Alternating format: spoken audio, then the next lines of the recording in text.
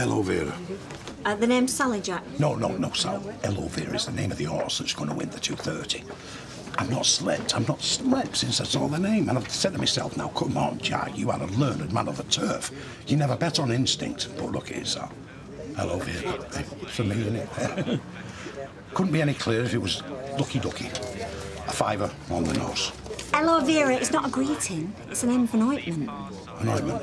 What for? Well, for skin conditions, you know, cuts and sores and stuff like that. Is it good for pains in the... Oh, probably. Make it a tenner, love. Right, well, you better ask the boss first whether he's taking bets or not. What do you mean? Well, we've had somebody round this morning coming to look at buying the place. Yeah, but surely they're going to keep it as a bookies, aren't they? Well, I believe they were thinking about turning it into a Methodist chapel. Just trying to frighten you, Jack. She's doing a damn good job of it, I know. It's not him who's frightened, it's me. I've been slaving away for months. The least I should have is some info on my future. It's if I've got one. I mean, I've got 2 little girls who need clothes and shoes. And have you got any idea how much taps cost for our Rosie? Is she having her own bathroom, then? So are you selling or not? Well, I've had an offer. It's been confirmed this morning. Oh, not from the M singer. Oh, I don't know. It's from Jack and I don't care. But yes, I'm sorry, Sally, you're right. I should keep you in the picture. What? So you are selling? Well, don't push me, OK? Well, I'd like to be the first to know. Well? OK. Oh, hiya, Luce. Right. Put your money on the table, Mabel. £10 win, hello, Vera, on the nose. Well, I can come round now if you want. OK, this afternoon's fine. I love it in here, you know. It's like a church to me. Well, it's where you do most of your praying, Jack. Oh, you come home with the milkman? I wish. Ended up sleeping on the 2-seater settee. Woke up with my knees up my nose. We should get with them Japanese things. Karen would be too pleased if I came home with a geisha girl. I'm in enough trouble as it is. Why? What's the problem? It's a small domestic over money. How much? 50 grand. And whatever the Queen's going to charge for a couple of swans. Oh, that's nothing serious, then. Oh, I don't know. I mean, am I being mad or am I marrying for the second time? Somebody I can't even talk to without China flying. Don't want you to talk with me. What? And I don't care about the China or the swans. Well, then what is it you do want, Karen? Oh. Let me guess. You're both taking an early tea break. There you are, my petal. Soon as your husband sinks his gnashers into them Dracula pies, his blood will start boiling. Now, it might be a bit unpleasant at first, but it'll be a delight later on. So don't say you've not been warned. What did I tell you, Ashley? I said, what did I tell you? They're selling like hotcakes. If we have another rush like that, we'll have to go and dig folk up from down cemetery. I don't think this is very funny. In fact, I find the whole thing in the most appalling taste. It's nothing but a thinly disguised incitement to start people on the slippery path to cannibalism. You're going a bit far, aren't you, Norris? It's only a joke, innit? A joke? Gorging on dismembered human flesh? That's funny to your generation, is it? Well, not to mine. Not after what we lived through. We were starving during the war, but we didn't turn to Dracula for help. He was on the other side. It's best Scottish beef. Then you'd better be careful, hadn't you? Because you could be had up by the Trades Descriptions Act, advertising one thing and serving another, and it'd serve you right. What is it you want, Norris? Standards. Just basic human standards. And I see I shall have to go elsewhere to find them. You better watch out, that one, or he'll end up in next pie.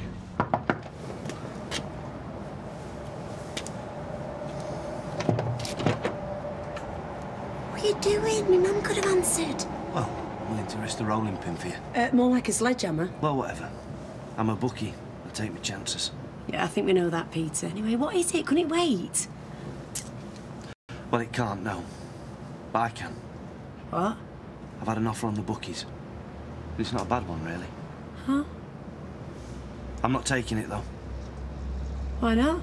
So I'm not going anywhere without you. As long as it takes, I'm not going anywhere. I've said nothing to give you the idea that I'm a safe bet, Peter. No, I know. I'm not saying that. I know you need time and you need space, right? And I'm backing off. But all I'm saying, Shell, is come that day, I will be here waiting for you. And what if that day never comes? All I'm saying is that I'm not going anywhere, OK? Jelly, who's down there? Look, you better go. Look, I don't think you understand what I'm saying. I do, Peter. Believe me. Jelly? I don't want any trouble. Just as long as you understand. Jelly, who is it? No, thank you. Well, I'll pick them up at the box office at 7. Yeah. Bye. Yes! My lucky day. Puccini, Tosca, 2 returns, smack in the middle dress circle. I got an Italian diva and half of Russia playing the orchestra. It just couldn't get better. Sounds a right laugh. Mwah. It's a tragedy.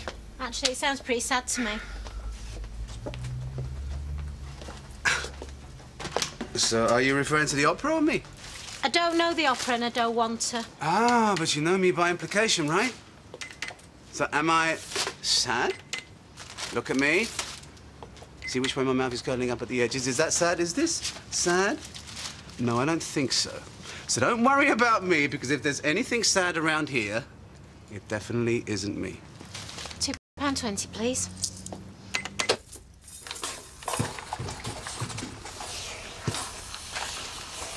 Right, all set. For what? First day at work, fully trained cab driver. Worth some reaction, isn't it? Thought we'd save the champagne till you win the Grand Prix. Thanks for the support. Don't mention it. Listen, Deirdre, this baby business, I don't want to rake over old coals again, but no matter what we think, and we're in agreement on this, she is its mother. That hardly gives her the right to practically give it away. But Roy and Hayley will be good parents. Oh, I don't doubt that, Ken. That's not the point. And what is? Oh, maybe it would have been better if I'd given her away. Life would have been a whole lot easier. But you didn't, and you're going to be here for her, whatever happens. Yeah, it's the whatever that gives me sleepless nights. All right, that's okay. What are you doing, standing guard? No. I'm just popping back for a coffee with my dad. Yeah, well, that'll be a laugh. Oh, no, hang on. Oh, what? Have you told Steve yet? Oh, lay off, will you? Tracy, you've got to tell him. I will tell him when the time's right. Look, there's never a right time. You've got to tell him now. Will you stop threatening me? Look, I'm not threatening you. All I'm saying, love, is the truth will out. Lying will get you nowhere. Oh, this is coming from the biggest liar in Weatherfield. Yes, exactly. That's how I know. Come on, Trace. Deep breath. I said to him, I don't want a giant cucumber, I just want a half. I mean to say, what would I do with one that size? They're in cellophane, he says. You can't cut them up. Well, just sew it up, I said. It doesn't take Houdini to do a trick like that. Oh, it's more than my job's worth, he said. More than my job's worth. I said, now, look here, we've heard enough of that sort of talk at Nuremberg. Of course, he'd no idea what I was talking about. The ignorance of some people these days, honestly, it's beyond belief. Is anybody listening to me? You're looking a bit sad, Dev. Stood you up, has she? Oh, no, she's busy, you know. Couldn't be helped, she's all very late. Am I not here? Am I the invisible man? Why don't you give it a try and give us a bit of a rest? I don't have to stand here to be insulted. Pull up a chair. I've never been so insulted in my whole life, outside marriage, that is. Oh, I'm sorry, Norris. He's in love. You know what it's like. Yes, I do indeed. And I'll tell you this much, it's no excuse for bad service. You can keep your mushy peas. Now, what exactly does Shelley say? Well, she's not exactly rolling out the red carpet, but I can't expect her to, can I? Oh, you don't want me to answer that? No, I don't. And I know I have no right, really, to expect anything at all after all that pain I put her through. But I do, Dad. I mean, there's a chance. I mean, there really is a chance. A few days ago, I'm walking around like the world's going to end every 5 minutes. Everybody's queuing up to stick pins in me. I'm not saying they're wrong.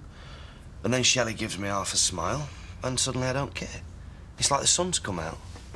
You know that feeling? I might, but I wouldn't bet my life on it. No, well, don't tell me you don't.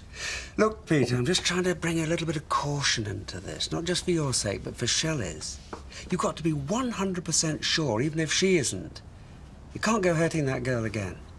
Well, that couldn't be further from my mind. I'm actually going to dedicate the rest of my life to living out them marriage vows. Even though they weren't true? No, but I'm going to make them come true, Dad. And what about Simon? How does he fit into the grand design? Well, his mum rang me this morning. I'm going to go round there this afternoon so we can have a formal chat about what we're going to do. I'm a lucky man, Dad. It's all going to work out. In fact, I'm so lucky I'm thinking of putting my shirt on the outsider in the 2:30. I'd hold back a little, Peter.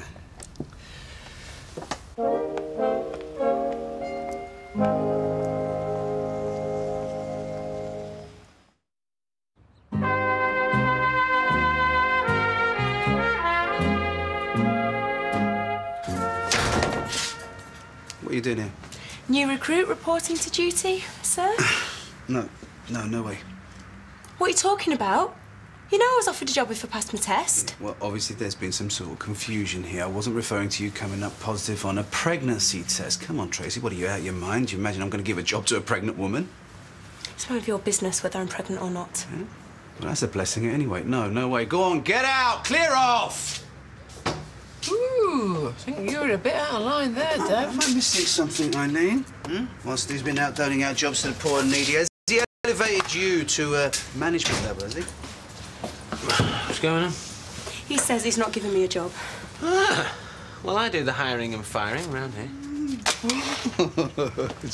Well, excuse me, and I'm just an equal partner in this business for stepping on your very sensitive toes, son. But could you tell me, just so I know, right? What strange mental process were you going through to employ not just a woman, not just a Tracy Barlow, but a pregnant Tracy Barlow? We need a woman driver. Yeah? Look, there are lots of women out there who will not get in a cab with an overweight, heavy-breathing male nightmare. Oh, you shouldn't call Les Battersby like that. And she's passed the test. She's got a clean licence. She's got the job. Right then. I'm all set. What car? Yeah, well, that's a good question. Steve's probably got a shiny new convertible tucked away somewhere I don't know about, right? She can use Les's cab. Les? Well, mate, sorry, boss, you can break the news to him. After 7 o'clock, our big boy has to get tucked up in bed. She can do the night shift. Problem solved. Night, sweetheart. See you in my dreams. Well, that's... Hello, Vera. Goodbye, £10 note. That's the way it goes, Jack. It was that flaming horse that needed the ointment. He waddled from side to side, from start to finish of that flaming race. His eyes were watering. That is the worst case of piles on a racehorse I've ever seen. The stewards never should have let it run. What's the matter, mate? I'll give you a tip, son. Never be sentimental when it comes down to Gigi's. If you ever see an horse the same name as your beloved, never, ever put your shirt on it, because it's lending tears. Now what? Why won't anyone just let up on me? Oh, well, it's taken you long enough to get round to asking that question. I can't wait to hear what your answer is. What is it this time? Have they sacked you already? That must be a record even for you, Tracy. No, they haven't sacked me. They're treating me like dirt. They got me working the worst shifts, stuck out there all night. And they keep going on and on about the baby. They just won't let up. I mean, can't anyone see that I'm just trying to do what's best for the kid? I was under the impression you were giving it away. Yeah, well, that's for the best. Oh, really? Look, Ma'am, I know that you offered to help. It wouldn't have been fair on you. Too long in the tooth, are we? No, I just mean that you're too kind. I wouldn't ask it of you. Oh, Ma'am, all I'm trying to do is to get some good to come out of this mess that I've made. It's just so hard. They shouldn't have put you on nights. Not your first time out, not in your condition. It's cruel. Oh, come here. Oh. Now, I don't want to be unkind, but your hot pot has been cooling for a few years, you know. What folk need these days is a more fully textured, spicy mouthful. Really? Take no notice of him, Betty. All through history, there's been somebody out to destroy great British traditions, of which your hot pot is one of the finest. Thank you. I mean, look at them. Adolf Hitler, Napoleon, Elvis Presley, and they all failed in the end. No, Betty, hot pots will triumph. In fact, I'll order one this very minute. I've had a very demanding morning. So, Do we get free samples of this vampire thing, then? No, you don't. Them pies will sell themselves. You want to watch it. If you don't buy them, they jump up and bite you in the neck. I might use that in my advertising campaign. Very droll, Norris. Listen, love, if you really don't want my hot pots anymore, it's fine by me. I mean, I'm fed up with crying over those onions. What? What's this about, Pop? Well, it's Freddie. He wants to wipe out my hot pots. What? And replace them with vampires. Oh, there'll always be a place for your hot pots, Betty. Take no notice of him. I say, take no notice. He'll have another daft idea come Friday. You better add one more word on this subject, and I shall take my taters home with me. Usual, please, Beth. Can't wait for the wedding. And I've been thinking about what you said, and you're right. I got it totally out of hand. So I've thought about it, sorted it all out in my head, and I've scaled things down properly. Well, thank heavens for small mercies. So, we're just having the one-to-one, Steve. Sorry? Because I don't want people to think we're showing off, do we? Hey! Your mum. She answered my calls. I've been phoning all morning. It's no surprise. She hasn't been awake in the morning since I was born. Even then, I think she slept through it. No. I've lost her. For good. And it's all you're doing. Me? The last little ray of sunshine in my dark life. And you had to rob it off me. Les, believe me, I did you a favour. She'd have sucked you dry just like she does with all the other blokes. Hey, it's like a vampire, Les. Could invite her round here for a meal.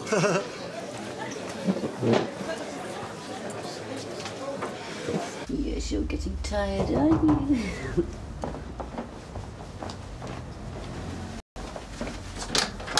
Hiya. Hi.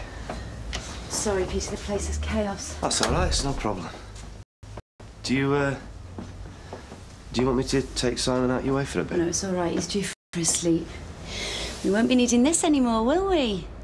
Well, hang on. What are you doing? What's it look like, Peter? We're packing. Packing? Why? We're leaving.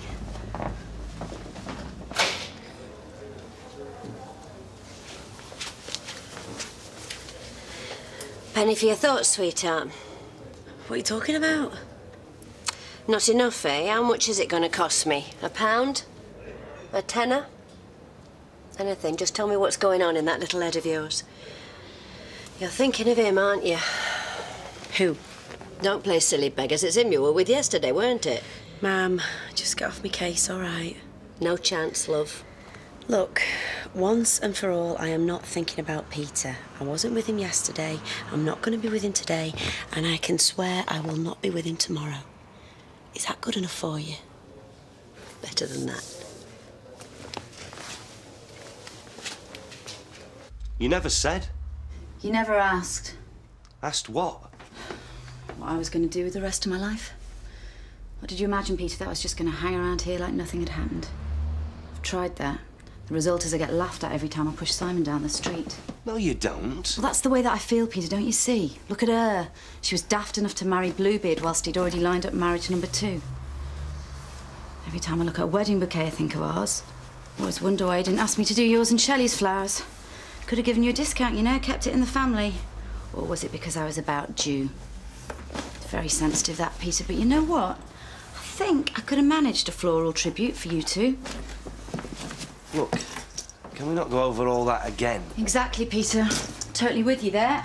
Don't want to go over it endlessly. I don't want to be reminded of it every time I set foot outside the front door. That is exactly my point, and that is why we've got to leave.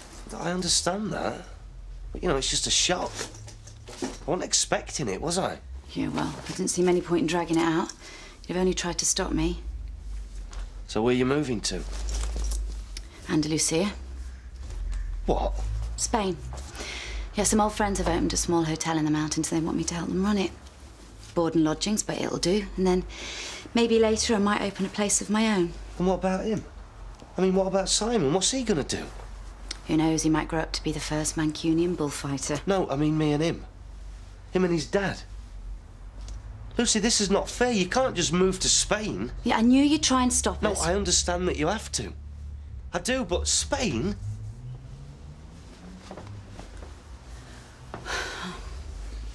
I knew you'd be upset, Peter.